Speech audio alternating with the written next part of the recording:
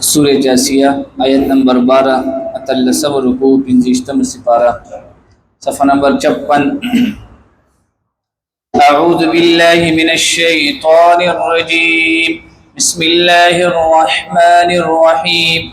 الله الذي سخر لكم البحر لتجري الفلك فيه بأمره ولتبتغوا من فضله ولعلكم تشكرون صدق الله العظيم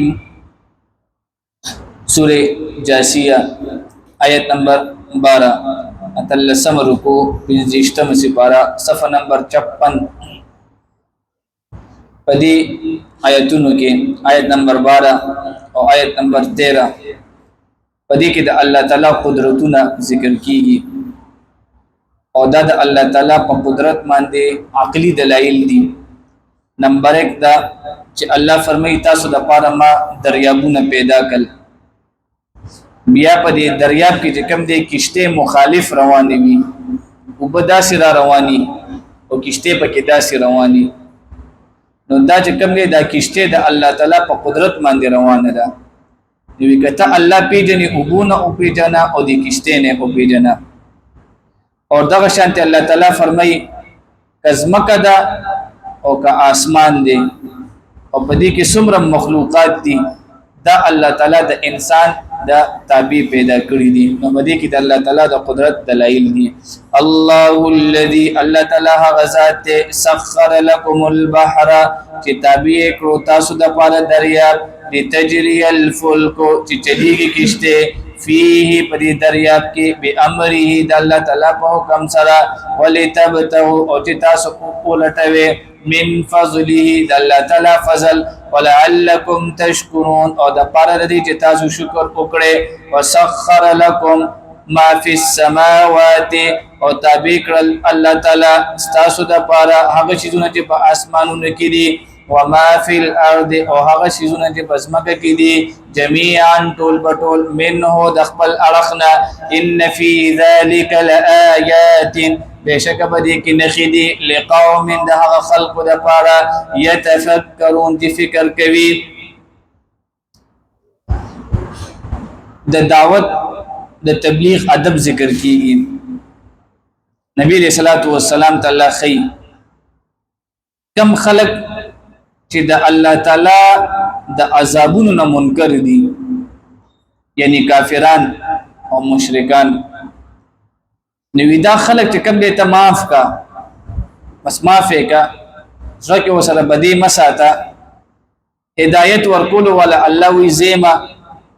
تا چې کوم دې خپل میشن پورا کړو نو دې کې د دعوت ورکوونکو د پاره یو ادب دی یو سړی هر څنګه دی او هغه تا خبره وکړه او خبره اونې منله نو دا به ته معاف کې ځکه د سره چې کوم دې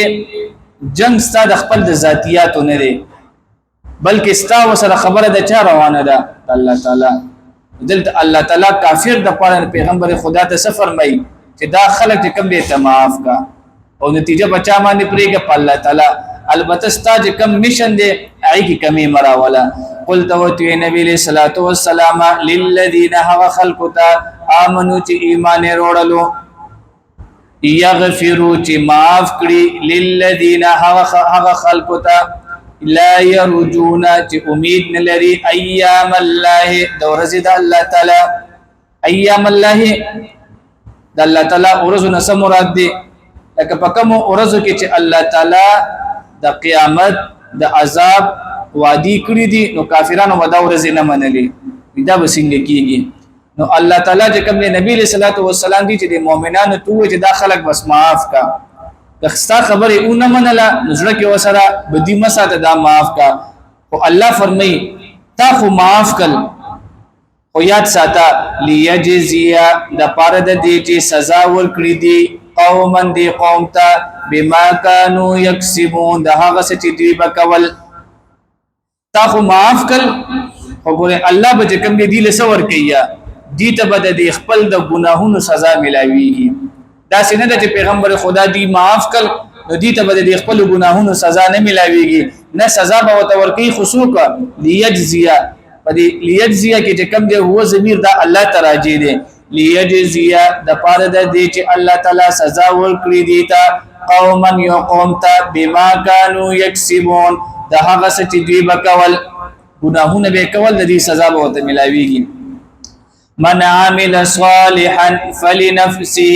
چې عمل وکړو نیک او د خپل ځان لپاره دی ومن اساء فعليها او چې بدکار وکړو پس وبال دی په دوان دی ثم الى ربكم بیا به طرف د خپل رب ته ترجعون راجم کولی وشي تاسو الله فرمای چې نیک عمل وکړو نو ثواب به چاته ملاويږي بندتا او چې ګناه کار وکړو نو سزا هم چاته ملاويږي بندتا به ملاويږي د الله تعالی په بادشاہي کې په قدرت کې به کمی بشي ناراضي او د دې یو داسې مثال دی د دې داسې مثال دا مثال به ځان سره یاد ساتو پتور تیار کې یو سړی را پاسې دلو او د تلار نخ کاری نو دې څه کوي ځان ته ټارچ ولګي ځان ته بلف ولګي په موبایل کې انداسي تاسو په خپل جواب راکې دا رڼا چې جوړ شولا د دې فائدہ چې کم دی د ټارچ ته د کدي انسان ته دا ټارچ چې کم دی بلف لګيږي او کنه لګيږي موبایل ته به څه فائدہ نشته دی فائدہ چاته دی دا فائدہ انسان ته دا اندق شان ته ګورې د شریعت مثال دی که یو انسان نیک عمل کوي د دې مطلب الله د تور کوي او که یو بنده چې کم دی بد عمل کوي د دې سزا هم چې کم دی بنده له سکیږي ملاويږي ثم الى ربكم ترجعون بیا به طرف د خپل رب ته راجم کولی شي تاسو ترجعون راجم کولی شي تاسو ولقد اتينا او بشک ور کړیو مونږه بني اسرائيل ته الكتاب كتاب والحكم او حکومت والنبوة او نبوت ورزقناهم او مونږ ور کړیو دي بني اسرائيل ته من الطيبات لپاکیزه چیزونه وفضلناهم على العالمين او فضیلت ور کړیو مونږ دوی ته عالمونو باندې واتیناهم او ور کړیو مونږ دوی ته بینات النخ واضحه من الامر فبارد دین کې فمختلفوا پس اختلاف نکړو دوی الا من بعد ما جاءهم العلم مگر پس لدین چرال دوی ته علم باغيا بوجد زید بینهم خپل مینس کې تاسو لیاد شي په سوره جاسیه په ابتدا کې مونږ دا خبره کړې و چې د بنی اسرائیلو د نافرمانیانو ذکر وبکې کیږي والله وی چې ما وته حکومت هم ورکلو او ما چې کوم دی دیتا نبوت هم ورکلو او دیتا ما کتابونه ورکل نو پکار دا دی چې دی زما اطاعت کړو او چې کله دا خلک عالمان شول نو دی چې کوم دی سرکشیان شروع کړي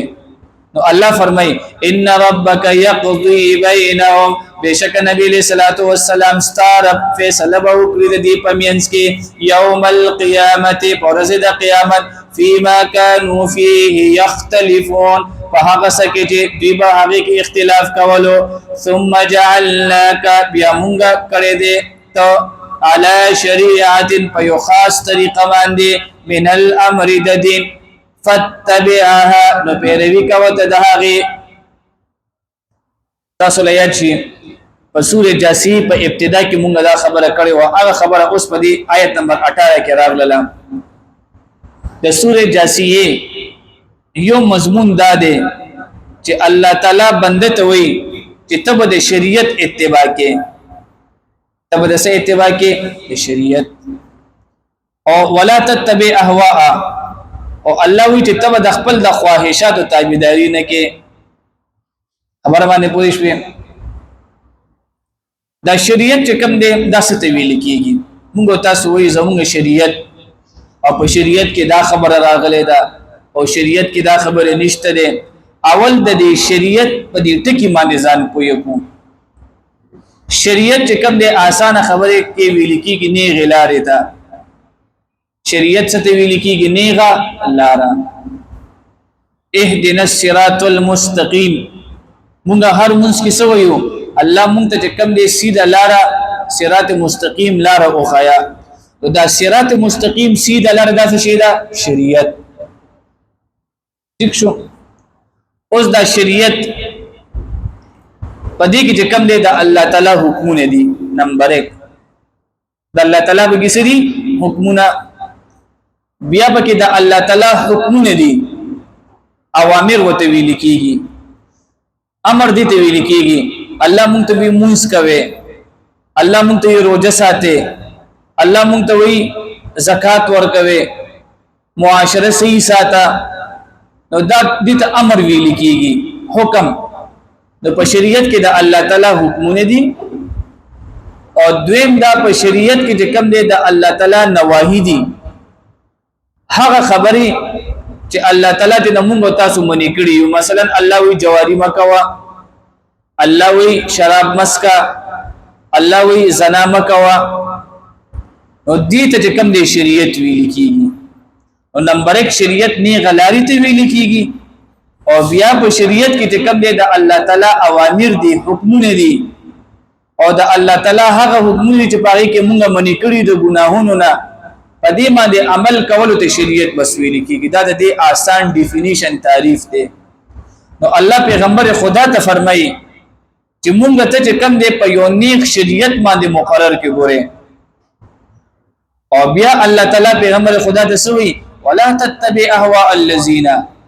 په شریعت کې وجه کوم دی د عقل نه ګوره کار نه اخلي، عقل نه کار نه اخلي. اوس ډېر خبرې داسې دي په شریعت کې چې مونږ تاسو ته شریعت وی دا کار وکا، او عقل دا خبره وی چې دا کار مکوا. عقل به کې نه چلیږي. مثلا الله وی چې زکات به ورکې، او بیا الله وی چې زکات ورکول سره مال زیاتیږي. و لفظان پوهه کې الله سوي چې زکات به ورکې، او بیا د زکات څخه فائدہ، چې د زکات فائدہ دادا چې دې سره سکیږي مال زیاتیږي. ټیک شو. اوس چې کوم دی شریعت چې کوم دی مونږ یو طرف ته کې خودلو او عقل باندې مونږ دا مسله جانچ کوو. آیا چې کله مونږ د 1 لک روپو غته ده اور دې کې 100 روپۍ دي 2.5 روپۍ، نو چې تا کله د دینه 2.5 روپۍ ورکې او دا غته خو ماته شو غنا، خلک دې ته بیا 1 لک روپۍ وي نه وي وتا. خلک یې دا خو 97500 روپۍ دي. نو دا عقل پرانا کې چې کم دې پیسې کم شوي او شریعت درته وایي چې کم دې پیسې زیاتیږي، دا څنګه زیاتیږي؟ عقل وی پیسې کم شي اتوماتیکلی چې کم دې 2.5 روپۍ کم شوي، او الله سوي ویره دا پیسې زیاتیږي. علماء په دې کې تطبیق او د دې چې کم دې وضاحت داسې کړي دا پیسې داسې زیاتیږي. دا پیسې چې کم دې یو طرف ته کم شوي، خود دینه چې کم دی کنه مصیبتونه اوتل. ٹھیک ده کې دې شي په 1 لک روپۍ غته خو تا سره و او دې کې تا زکات نو ورکړي، تا باندې یو داسې مرز راغلیو چې کې دې شي دا ټول لک روپۍ درنه تلې وي،